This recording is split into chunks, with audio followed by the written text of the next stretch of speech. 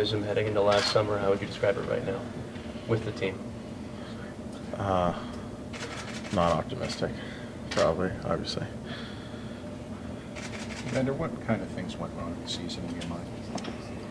I mean, I think obviously the biggest one and the most noticeable was our on-ice performance. You know, we didn't bring it every night. We didn't perform to the best of our abilities individually and as a team every night. And, you know, if you don't do that, you're not going to win a lot of hockey games. And you know, I think that's kind of the biggest thing that I see is preparing yourself individually, because, you know, at the end of the day, nobody can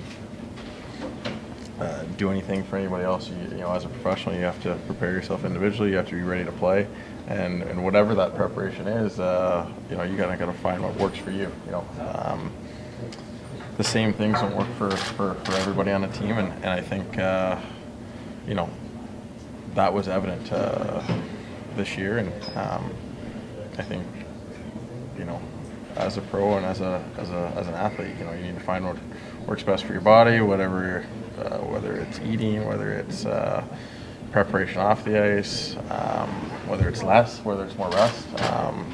All those type of questions you kind of have to answer, and I think, you know, for me, I'm probably not the typical hockey player in terms of how I prepare, but you know, it's more mental, and you know, it goes back to on-ice performance, because at the end of the day, that's what you're judged on. How do you weigh your season's accomplishments versus where the team finished? Sorry, How do you? I mean, you scored 28 goals, and how do you weigh that? You know, which was a very good season individually. How do you weigh that against the team finishing last in the Atlantic? I mean, in terms of my season, got off to a tough start, getting hurt, came back too early,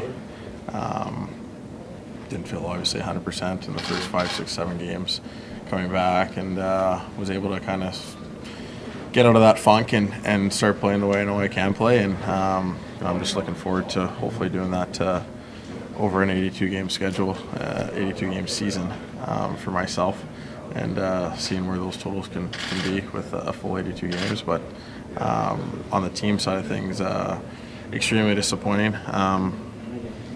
You know, for me, you know, I really obviously am disappointed just because I've never had the opportunity to play in the playoffs, to showcase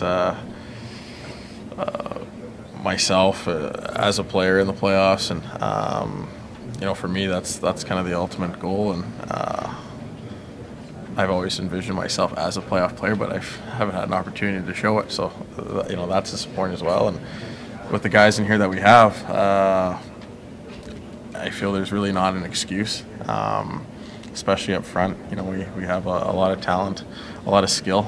I just think we need a little bit more bite in our game. And that doesn't mean bringing guys in and bringing big physical guys in. That just means our skill guys, you know, whether you're big, whether you're small, playing with a lot more bite, a little bit more grit, and being hard to play against. And you know, there's guys that are hard to play against because they have skill, they have talent, they have speed. But you know, the word hard comes from being hard, being physical, being dirty, gritty. So I think we need a little bit more bite in our game. You have one more year left on the deal. Do you anticipate doing a long-term piece here, or do you want to? That is something I have thought very, very little about. As you said, I have one more year on my deal. I'm looking forward to next year, and really, that's not up to me. So.